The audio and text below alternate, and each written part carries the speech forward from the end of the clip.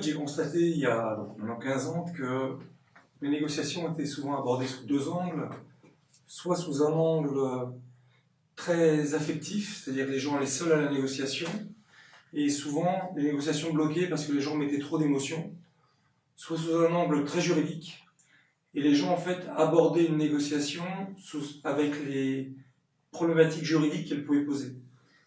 Et en fait, je me suis dit, il y a peut-être moyen d'aborder les négociations sous un angle un peu plus politique, c'est-à-dire de comprendre pourquoi les gens agissent, quels sont leurs intérêts à agir, pourquoi les gens vous diraient oui.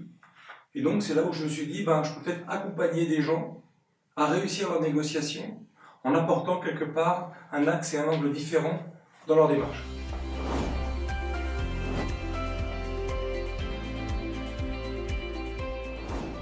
Alors cette question est fondamentale pour plusieurs raisons, parce que la négociation, l'objectif d'une négociation, c'est pas d'obtenir ce qu'on veut. Contrairement à ce que pensent les gens, souvent lorsque les gens vont à la négociation, ils se disent « je veux obtenir 10, 20, 30, 40, 50 ». En fait, non. L'objectif d'une négociation est très précis. C'est d'obtenir le maximum de ce que votre interlocuteur peut vous donner. Ça veut dire que dans certains cas, votre interlocuteur pourra vous donner beaucoup, dans d'autres cas, il pourra vous donner moins, et dans tous les cas, le processus de négociation a pour objectif de chercher ce maximum. Donc, vous caler un objectif, c'est très réducteur par rapport à toute la démarche et à tout le processus de la négociation.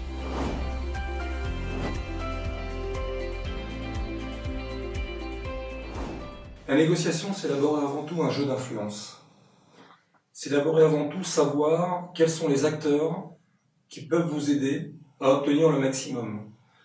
C'est d'abord et avant tout la réponse à une question. Pourquoi il me dirait oui? Pourquoi il est prêt à payer cher ou au contraire à vendre pas très cher? Donc c'est une réflexion en fait sur les facteurs de décision. C'est ce qu'on appelle un jeu d'influence. Ensuite, il y a un jeu de marchandage, c'est-à-dire je te donne tant, non tu me donnes tant, on coupe la poire en deux. Mais l'erreur qui est souvent commise, c'est de confondre une négociation, qui est un processus où on va influencer les décisions, avec du marchandage, qui est un processus où on va simplement trouver un point d'équilibre.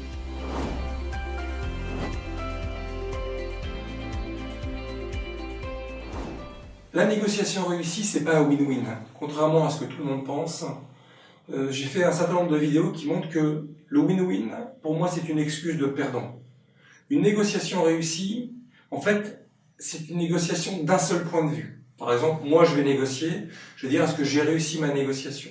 Peu m'importe, dans l'absolu, si l'autre a réussi sa négociation ou pas. Une négociation réussie, c'est une négociation où il y a eu un accord, le plus satisfaisant pour moi, et surtout une négociation qui m'a permis d'obtenir le maximum de ce que l'autre était prêt à me donner.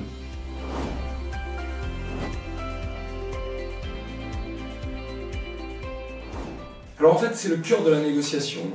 Ça a fait l'objet d'un certain nombre de travaux de recherche dans ma société.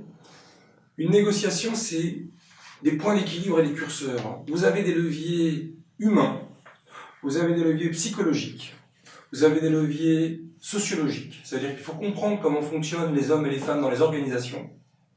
Vous avez des leviers juridiques, vous avez des leviers éthiques, vous avez des leviers déontologiques. Tout ça dans un environnement économique. Chaque entreprise a ses problématiques. Vous avez des leviers culturels, vous avez des leviers interculturels. En fait, une négociation, c'est quoi? C'est toutes ces caractéristiques-là, toutes ces techniques-là, pour lesquelles on va mettre des curseurs. Certaines négociations seront plus psychologiques que d'autres. D'autres font appel à des problématiques éthiques. D'autres font appel à des problématiques juridiques. En fait, une négociation n'est pas que de la psychologie, que du droit, que du sociologique, que du culturel. C'est une série de curseurs qui sont actionnés en fonction du contexte de la négociation.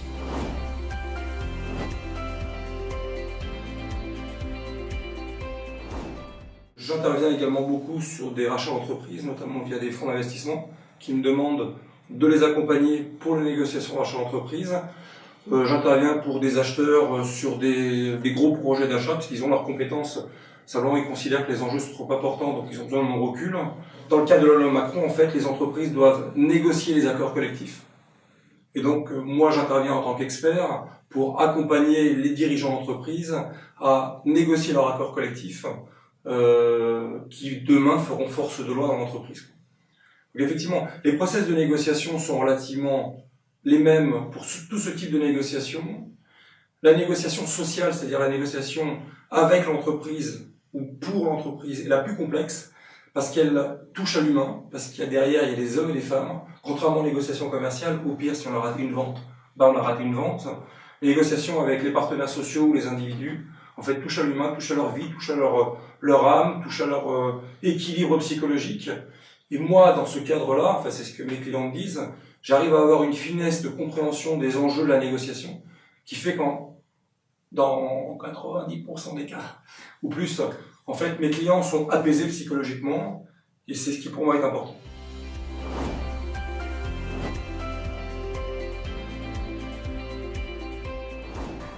Le cœur de la réussite d'une négociation, c'est la définition de la stratégie.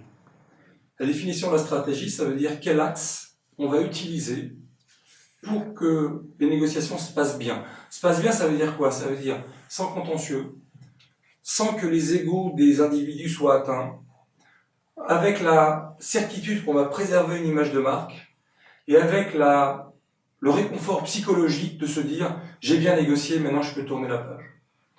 Et pour que ça soit réalisé, ma conviction, ma philosophie, c'est qu'on ne peut pas déléguer la négociation à quelqu'un d'autre. Par contre, il faut se faire accompagner pour avoir du recul.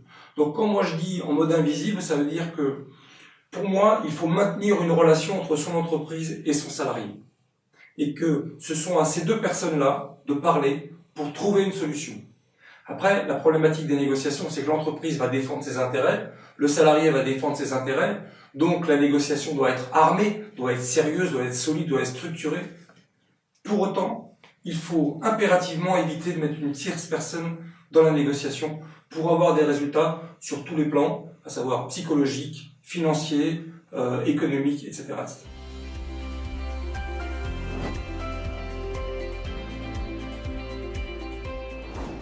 Déjà, médiation suppose un conflit, négociation ne suppose pas de conflit. Dans un conflit, on peut amener les gens au dialogue, mais souvent par la force. C'est-à-dire qu'on force les gens au dialogue. Dans mon expérience, les médiations viennent à des phases qui sont précontentieuses. C'est-à-dire, globalement, avant de passer devant un juge, on va essayer de se réunir. Moi, en tant que négociateur, je ne suis pas du tout dans ces schémas-là. Je suis bien en avant, bien en amont. En fait, moi, ma stratégie, au contraire, c'est tout de suite mettre de l'huile dans les rouages et tout de suite d'orienter la relation pour que, naturellement, l'entreprise, le cadre, ou peu importe, la personne qui est en face, dise « Bon, écoute, il faut peut-être qu'on discute ». Donc, en fait, mon métier consiste à influencer en amont pour qu'il n'y ait jamais de conflit et donc, quelque part, qu'il n'y ait pas besoin de médiation. Je ne suis pas médiateur, je suis négociateur.